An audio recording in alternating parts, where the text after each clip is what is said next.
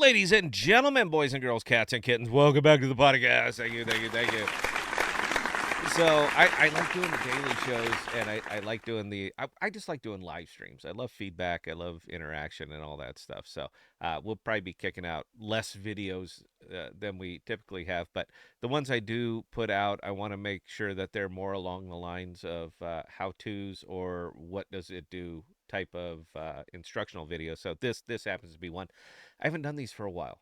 Now, uh, Jackal. It's starting to get a little bit, starting to get more action, and that's great. I mean, it's both up and down. The token's been on a hell of a ride. I couldn't be more happy with the performance, and getting it at a discount right now is certainly wonderful. But one of the things that's missing, and I'm not the only person making Jackal videos now. More people are kicking them out, but I feel like the tech element of it is just kind of getting ignored under the investment noise, and I wanted to show very specifically what makes Jackal simply better than everything else, and that in happens to be data retrieval. We always seem to skip that. We think of storage as something where you just put it and forget it, and that's it. Now there are tons of decentralized. they It seems like you just slap the name on it. You don't have to prove it in any way, shape, or form. But there's plenty of Arctic storage, Filecoin, Arweave, so forth. There's lots of them that can do it, but only one of them can do what I'm about to show you, and it's just better to show you live. I haven't done this in a while, so I thought let's go ahead and freshen it up. Uh, I'm just using the test net for this. I have my data is set on my other one. I want to screw everything up just to make a video. So I'm just illustrating it on the test net. I assure you the main network's the same way. Take test net out and you're in there. But when you come up, you're gonna do your thing, connect your Kepler wallet, and initiate a session. That's basically it. Now, I'm not going to do anything real fancy here. We're not going to go into settings. We're not going to pick providers. We're not going to do anything like that. We're just going to go straight into storage and illustrate it. Now, we'll create a new folder for, we'll just call it video folder. We're just going to create a brand new one right here so that you see it as the entire process as it happens. And anything that you're going to do on here is going to take approximately 12 seconds. That's 6 seconds for the first block. I'm doing this. Second set, additional 6 seconds, meaning that the validators verify that you did do that, and here it is, and there it is. So Jackal runs at about a 6 second block time. If I'm incorrect on this one, please straighten me out. And I know V4 is going to change all of this, because they're increasing the speed on all this by like 80%. But where it is right now, it is how you see it. So there we created our folder, no big deal. Now, two things I'm going to show you that really change everything between what Jackal is doing and what everybody else is doing. And we're going to illustrate it in a couple of simple ways. First, we're just going to send up a simple thumbnail. And again, this should take, it takes as long as it takes, because you're not actually sending it to Jackal and moving it on. You're talking directly to the provider. So the Jackal protocol obviously has a part to play in this, and that's the chain ID and the file ID, meaning what was the file that I sent up and where can that file be located. Now, that's what the Jackal protocol does. But when I'm uploading and downloading data, it's going straight from me straight to the provider. That is kind of a big deal. So there you go. We sent up a single file. You see it right there. Now here's, again, a couple things that Jackal can do that nobody else can do. One, that's called data retrieval. That's me being able to put the data up and manipulate the data without taking hours and hours to do it. So this is one thing. Now, a simple thumbnail is just that. Basically, anybody can do that. It's not a big deal. It's inanimate piece of cake. But where it starts to, where Jackal really separates itself from everybody else is actually right over here when we're talking videos. Now, I'm going to put up something that's larger than 150 megabytes, because I've been kind of in a tug of war with the Iagon folks, and their max is 150 megabytes. That's all you can send up. They say, "Oh, we're gonna make it bigger," and they've been saying that, but it's still 150 megabytes. So I just want to send up something that's a little bit larger than what I would have put up over here.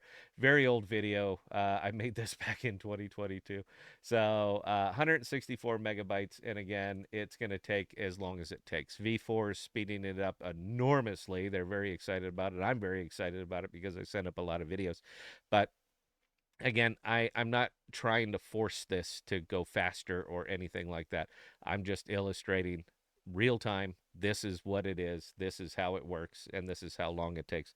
Now, if we really wanted to check it, we could open up the console. They got nothing to hide. In fact, they can't because the console is what the console is.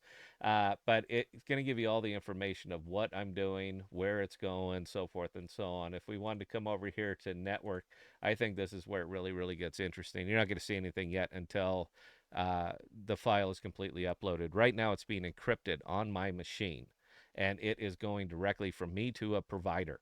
And that takes time because they use, I don't remember what it is. It's good encryption. That's stupid. I shouldn't even put this out. I'm gonna do it anyway. I don't want to miss. I don't want to misspeak. So it is being encrypted off from my machine, and it's being pushed out to the Jackal providers, whoever happens to be accepting it. I did not choose a provider. I'm letting the network choose one for me. I don't care. Send it wherever you want to see. But the important thing is that when this actually fills out, you're going to see the only information that this thing is going is through the Jackal RPC. That's it. That's the only thing that I'm touching right here is the Jackal RPC. So it goes from my machine through the Jackal RPC onto the whichever random storage provider that happens to be selected.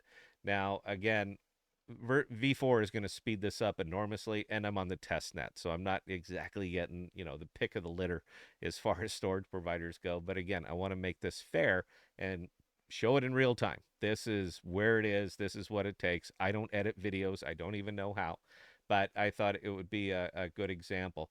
Now, the fun part, and I'm going to show you this shortly, is that you can see how long it takes to upload because, again, there's a lot going on with an upload here. I mean, there is a lot going on. So it tends to be a little bit more lengthy. But if you want privacy and if you want sovereignty of your own data, this is what it's going to take. So there we go. We've completed the upload. We're going to pay the gas fee. And as you can see right here, that's all we're touching is a Jackal testnet RPC. That's it, nothing else. Now, here is where Jackal absolutely shines. And they're the only people that I've found so far that can do exactly what I'm about to show you and do it in a decentralized manner. It's called clicking the button. That's where this is where Jackal separates from everybody else. So you saw how long it took me to upload the file. Let's see how long it takes to play it or how long it takes to download it. Right here, it's going to show you the download speed. So this is it recalling, retrieving, pulling back the data that I just sent up, 186 megabytes. Now, if I wanted to do this on Filecoin or Arweave or any of these other people, we are talking about hours for me to get back that file. It took us here seconds for me to retrieve that file, to make this usable data, for me to be able to do something with it.